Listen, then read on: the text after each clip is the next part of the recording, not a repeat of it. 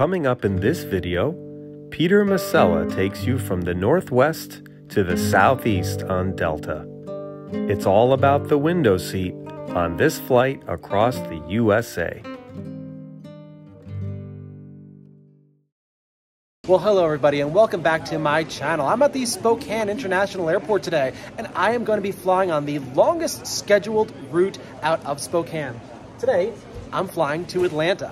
Come along with me aboard my Delta Airlines 737-900.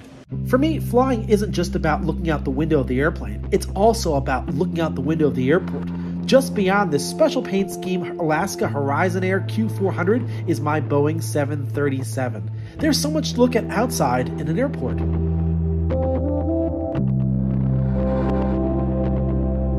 All right, that was my Boeing 737. Just got in from Atlanta. Same flight number. It's a round robin from Atlanta to Spokane and back to Atlanta again. November 821 Delta November is the tail number of my aircraft today. It was built in 2014. Today, I'll be sitting behind the wing. And here's the Boeing 737. The aircraft is being fueled and bags are being loaded onto the aircraft on the opposite side that passengers will board from. In typical Peter Masella style, I've arrived at the airport well in advance of my departure time, so I always take a moment to keep my eyes out the window to see what's going on the field here at the Spokane International Airport. It's now time for boarding Delta 921 to ATL.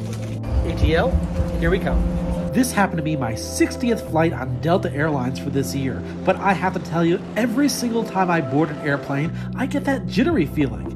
Unfortunately for this flight, I'm walking past the first class cabin. 33 Alpha is the seat today, which means a walk to the back of the Boeing 737. Different point of view. I've got a lot of videos from in front of the wing, and this time it's behind, and I've got some good wing action views today. Looking forward to this flight to ATL. Split Shimtar, or is it Shimitar? I'm not sure how to say it, but I know that provides very good fuel efficiency on the Boeing 737. These are some of the most aerodynamic wings out there. The design helps to increase range and reduce drag. And I get to enjoy the view for just over 2,000 miles as we head towards the southeast today. And for now, our cruising altitude will be flight level 290, 29,000 feet. There's always a lot of activity on the ground on the ramp before we actually depart. There are a lot of moving parts that all come together to that one moment when the door closes and we can begin our pushback. While I'm excited about watching all the activity on the ground, I'm especially excited about the view today as we head to the southeast.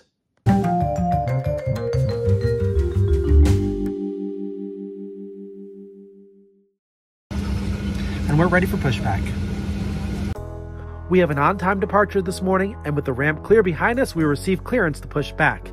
Now, have you ever been on an aircraft that lands and waits for a gate? Well, that's because quite often the gate is occupied, and we are actually causing an aircraft out on the ramp to wait for us to leave. You see, a few moments ago, an aircraft just landed, and its scheduled gate was the gate we just left from. Unfortunately, that aircraft has to wait a little bit because we are occupying the gate. Once we pull back and are clear of the ramp, that aircraft can then pull into the gate. Even at an airport like Spokane, some aircraft do have to wait for the gate. However, that aircraft was early, so that's okay. And it's also okay to keep your window shade open so you can get great views of airplanes. I promise you, we'll also see some airplanes as we're flying along today. Our engines are started and we are ready to taxi to the runway. We're now under the control of ground control, which is located in the air traffic control tower. Despite an aircraft having to wait for our gate, Spokane is not a busy airport, and we had a clear path to taxi to the runway today.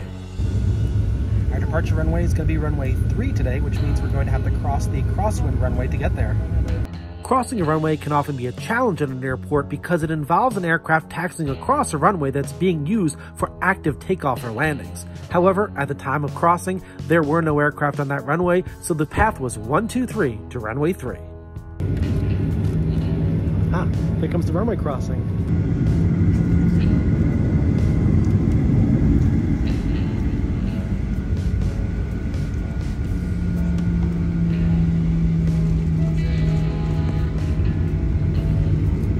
After crossing the crosswind runway, it only took about a minute or so to get to the end of the departure runway, and boy, am I ready to be in the air.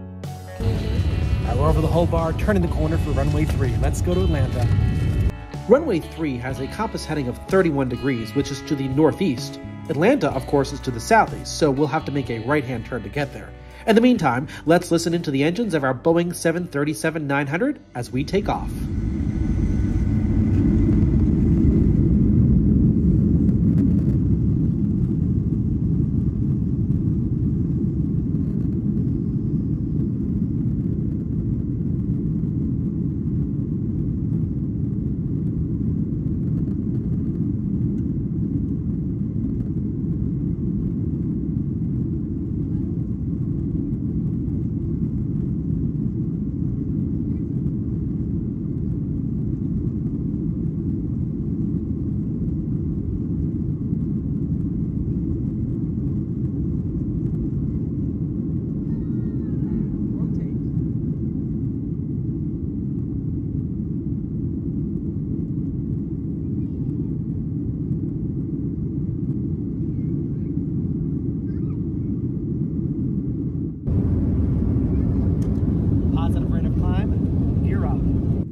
As we climb, the control tower at the Spokane airport asks us to contact the departure controller who's responsible for our climb out today. 921, contact Western. Departure Delta 921, good day. Let's check in. Departure Delta 921, we're 3,900 climbing 6,000. Departure radar contact, climbing into 1,2,000. Traffic 1 o'clock, 2 miles southwest bound, Cardinal, Cardinal 4,000. Look at Delta 921. We've been cleared up to 12,000 feet, and the controller informed us about some traffic to our right. That's going to cause a conflict. 7 traffic, 11 o'clock, 2 miles northeast bound, Boeing 737,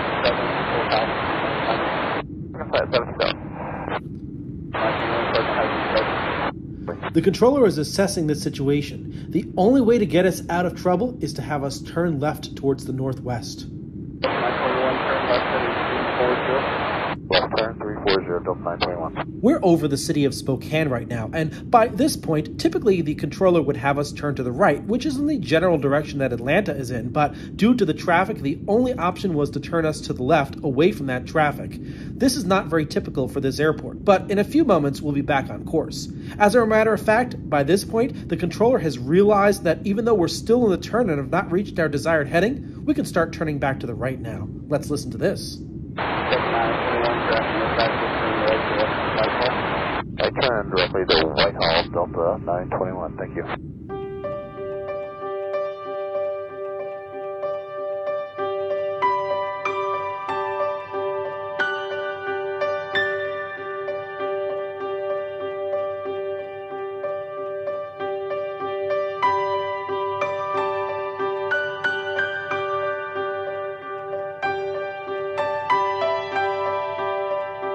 We're experiencing the joy of flight as we climb to our cruising altitude.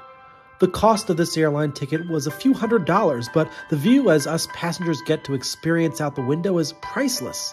There's a lot to see on this cross-country flight, and I'm happy you've chosen to take the journey with me. We're north of Spokane now, and we're about to head in the primary direction for this cross-country flight, southeast towards the world's busiest airport.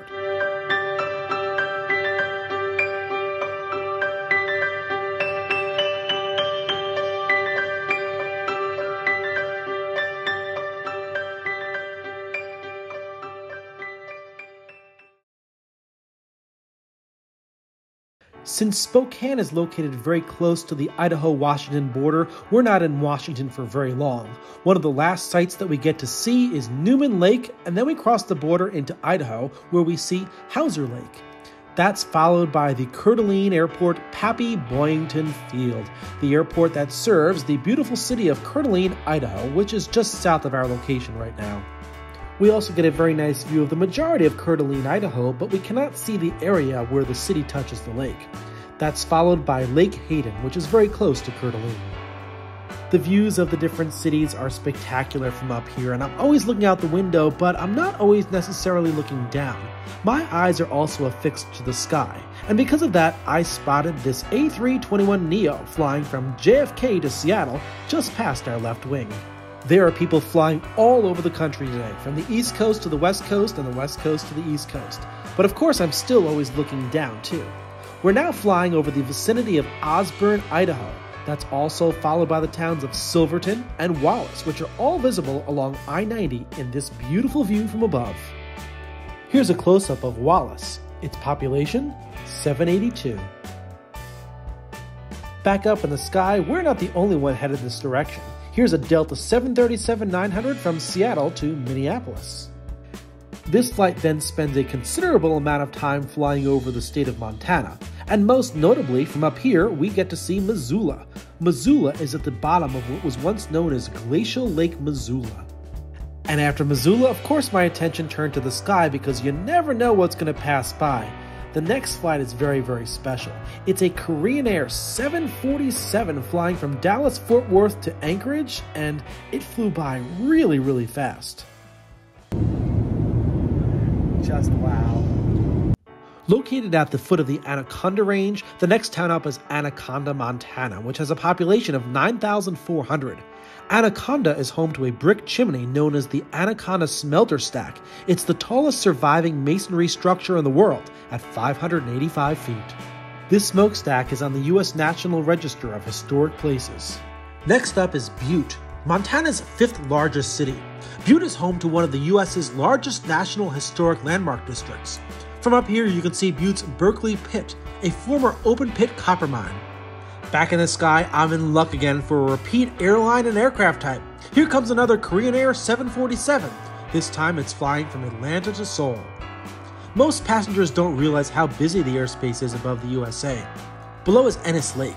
This is a man-made lake formed in 1905 with the construction of Madison Dam on the Madison River. This is Big Sky Country, and it's absolutely gorgeous looking down at the Earth from this altitude. And while looking down, I actually caught a glimpse of an in-road aircraft. Here's an airplane that's flying from Denver to Bozeman. It's a SkyWest Airlines Embraer. Pretty neat. Let's take a moment to enjoy the beautiful views of northern Wyoming.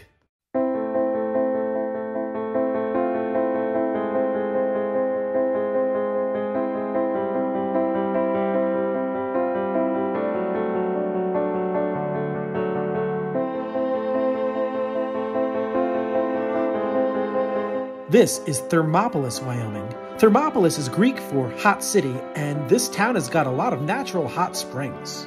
I can't see the hot springs from this altitude, but I am sure taking in the beautiful vistas from up here. And joining us in our airspace today is a Federal Express 767 flying from Memphis to Anchorage.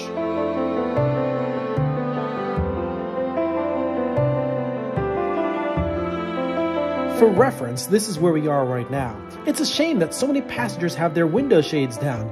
Mine is in the up position for the entire flight. Ladies and gentlemen, at this time, please make certain that you're in your seat, your seatbelt securely fastened. We do ask that you stay seated for as long as the seatbelt sign is lighted and that we are experiencing this bumpy air. Thank you. Well, finally we've got some turbulence on this flight. I actually feel like I'm in an airplane. It was too smooth before. Area that's going to last for a while, so I've asked the flight attendants to take their seats and suspend cabin services while we're in this bumpy weather. Thank you. Alright, we're descending to a lower altitude to find some better air. And for those of you that are afraid of flying, remember, flying is the safest way to travel. Once the turbulence settled down, we had a nice view of Highway 80 just outside of Cheyenne. Colorado provided some nice views of wind turbines, and in the distance I was able to see the town of Sterling, Colorado. As we continued along, we encountered some light turbulence on occasion, and as we progressed further, we started to see a cloud cover below the aircraft. But I did notice a pretty cool feature, the shadow of aircraft on the clouds. Even though there's a cloud cover, I still look out the window because I want to be able to identify aircraft that are flying by, but the cloud cover does give me more of a chance to look at the in-flight entertainment screen. Of course, I'll only keep it on this screen. Why watch a movie when you're on an airplane? 30 minutes out, and we're starting on down to ATL.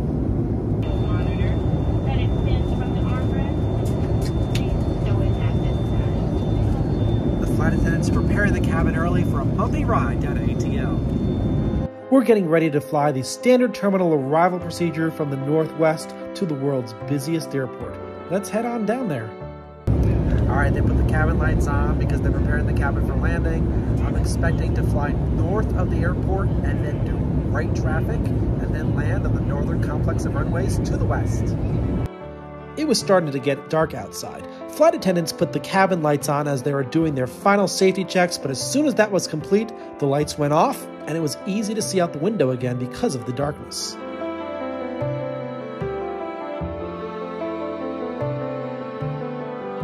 It's always a thrill when you're flying into Atlanta because air traffic control is vectoring you into some of the busiest airspace in the world. Aircraft are coming from all directions and need to be lined up one behind the other on multiple runways. It's also very exciting once you can start seeing the city lights of Atlanta. I've got downtown Atlanta in sight.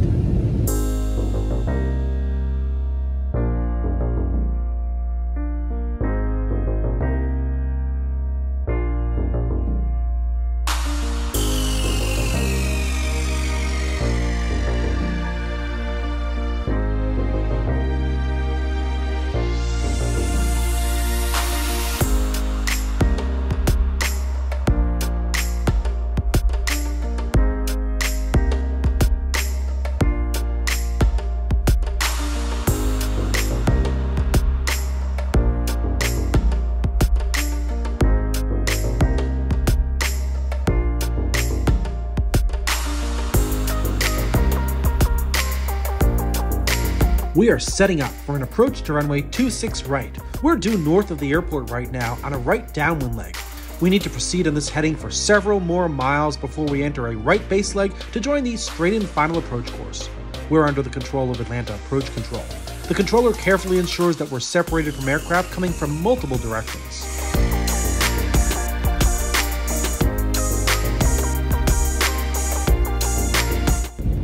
That was a great view of the downtown area of Atlanta. We're about to turn our right base to the airport.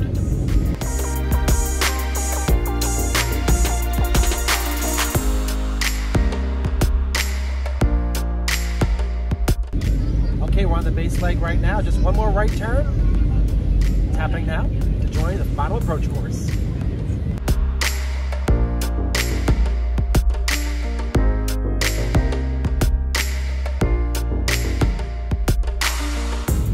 Straight in from here.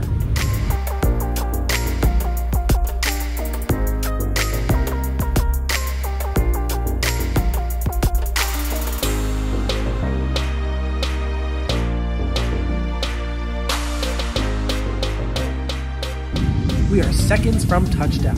You've got to love the enthusiasm of all the children's voices on the aircraft as we join the ground. They're loving it.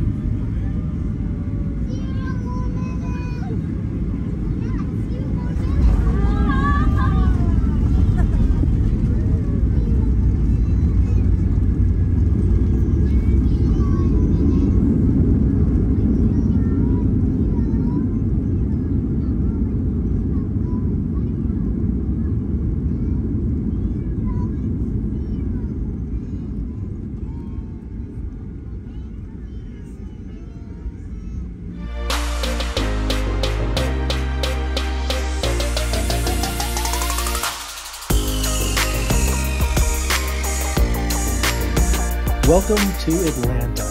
We've just landed on runway 26 right, but in order to get to the terminal area, we need to be on the other side of its parallel runway, runway 26 left. Atlanta Airport has got a special taxiway at the end of the runway that actually goes around the runway itself without having to cross it. Right now, we're on taxiway Victor, but I like to refer to it as the Victory Loop because there's no waiting at all. This is a very efficient way to get to the gate without having to wait for departing aircraft off of runway 26 left. Great job, Atlanta Airport designers. Just completed the Victor Loop. Instead of crossing the departure runway, we actually taxied around it, descended below it, and now we're on the other side so that we can get to the terminal area. Well, it was a pleasure to take you along with me on my journey from the northwest to the southeast on this Delta Airlines 737-900. This completes flight number 60, but very soon I'll be boarding flight number 61. I'll have many more videos like this in the future. And if you don't want to miss out on these videos, please consider hitting the subscribe button below. Hit the bell button, hit the like button, and I'll be back very soon. See you everybody. Have a great day.